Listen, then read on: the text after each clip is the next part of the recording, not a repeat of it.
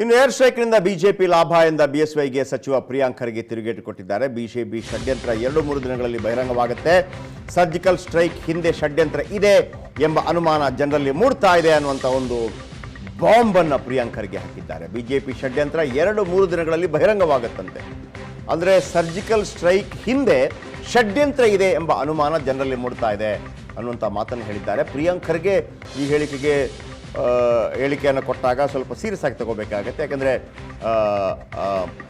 ವಿರೋಧ ಪಕ್ಷದ ನಾಯಕರಾಗಿರುವಂಥ ಕೇಂದ್ರದಲ್ಲಿ ಪಾರ್ಲಿಮೆಂಟ್ನಲ್ಲಿ ಮಲ್ಲಿಕಾರ್ಜುನ ಖರ್ಗೆ ಅವರ ಪುತ್ರ 2-3 ದಿನಗಳಲ್ಲಿ ಬಹಿರಂಗವಾಗುತ್ತೆ ಅಂತಂದರೆ ಅದರ ಹಿಂದೆ ಏನಾದರೂ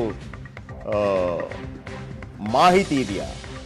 ಬಿಎಸ್ವೈ ಮನಸ್ಸಿನಲ್ಲಿರುವುದು ಬಹಿರಂಗವಾಗಿದೆ ಅಂತೇಳಿ ಪ್ರಿಯಾಂಕ್ ಖರ್ಗೆ ಹೇಳಿದ್ದಾರೆ. ಅದೆಲ್ಲ ಬಿಎಸ್ವೈ ಹೇಳಿಕೆಯನ್ನು ನಾವು ಕೊಟ್ಟಿದ್ದೀವಿ. 44 ಯೋಧರನ್ನ ಬಲಿ ಕೊಟ್ಟು 22 ಸೀಟು ಗೆಲ್ಲಲು ಮುಂದಾಗಿದ್ದಾರೆ ಎಂದು ಅರ್ಥ. ಇದು ಕೂಡ ಅನೇಕ ಬಾರಿ ಚರ್ಚೆ ಆಯಿತು.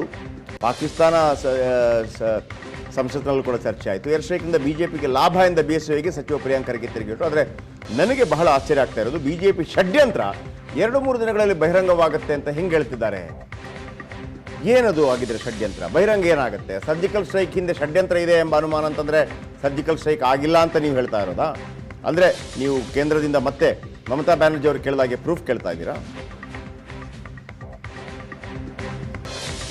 ಇದು ಬಹಳ ಅಚ್ಚರಿ ಮೂಡಿಸಿದೆ. ಬಿಜೆಪಿ ಷಡ್ಯಂತ್ರ 2-3 ದಿನಗಳಲ್ಲಿ ಬಹಿರಂಗವಾಗುತ್ತೆ. ಸರ್ಜಿಕಲ್ ಸ್ಟ್ರೈಕ್ ಹಿಂದೆ ಷಡ್ಯಂತ್ರ ಇದೆ ಎಂಬ ಅನುಮಾನ ಜನರಲ್ಲಿ ಮೂಡ್ತಾ ಇದೆ ಅಂತೇಳಿ. ಆದರೆ ಈ ಹೇಳಿಕೆ ಯಡಿಯೂರಪ್ಪನವರು ಹೇಳಿದ್ರು ಅನ್ನೋ ಕಾರಣಕ್ಕಾಗಿ ಪ್ರಿಯಾಂಕ್ ಖರ್ಗೆ ಹೇಳಿದರೆ ಅದಕ್ಕೆ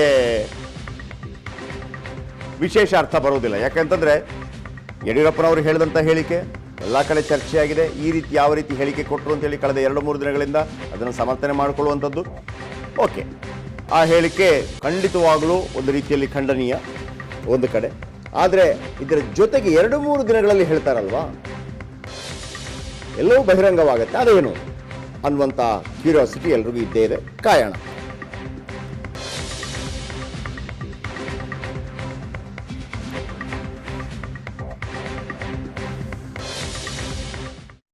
ಈಗ ಅವ್ರ ಮನಸ್ಸಿನಲ್ಲಿ ಇದ್ದಿದ್ದು ಬಹಿರಂಗ ಆಗಿದೆ ಇವತ್ತು.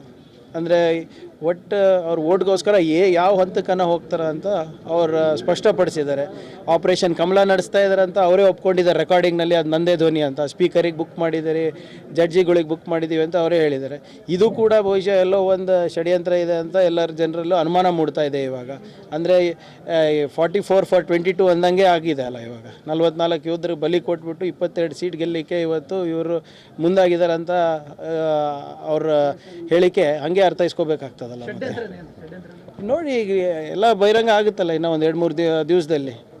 ಈ ಅಂತಾರಾಷ್ಟ್ರೀಯ ಮೀಡಿಯಾದವ್ರು ಏನು ಕೇಳ್ತಾ ಇದ್ದಾರೆ, ರಾಷ್ಟ್ರೀಯ ಮೀಡಿಯಾದವ್ರು ಏನು ಪ್ರಶ್ನೆ ಮಾಡ್ತಾ ಇದ್ದಾರೆ. ಇನ್ನು ರಕ್ಷಾ ಮಂತ್ರಿಗಳು ಹೊರಗೆ ಬಂದಿಲ್ಲ ಅಲ್ಲ, ಏನಾದರೂ ಸ್ಟೇಟ್ಮೆಂಟ್ ಕೊಟ್ಟಿದ್ದಾರೆ ರಕ್ಷಾ ಮಂತ್ರಿಗಳು? ಈಗ ಅವ್ರ ಮನಸ್ಸಿನಲ್ಲಿ ಇದ್ದಿದ್ದು ಬಹಿರಂಗ ಆಗಿದೆ ಇವತ್ತು. ಅಂದರೆ ಒಟ್ಟು ಅವ್ರ ಓಟ್ಗೋಸ್ಕರ ಯಾವ ಹಂತಕ್ಕನ್ನು ಹೋಗ್ತಾರೆ ಅಂತ ಅವ್ರು ಸ್ಪಷ್ಟಪಡಿಸಿದ್ದಾರೆ.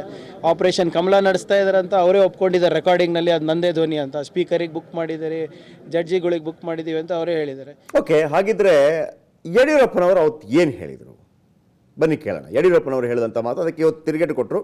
ಯಡಿಯೂರಪ್ಪನವರು ಅವತ್ತು ಏನು ಹೇಳಿದರು ಬನ್ನಿ ಕೇಳೋಣ.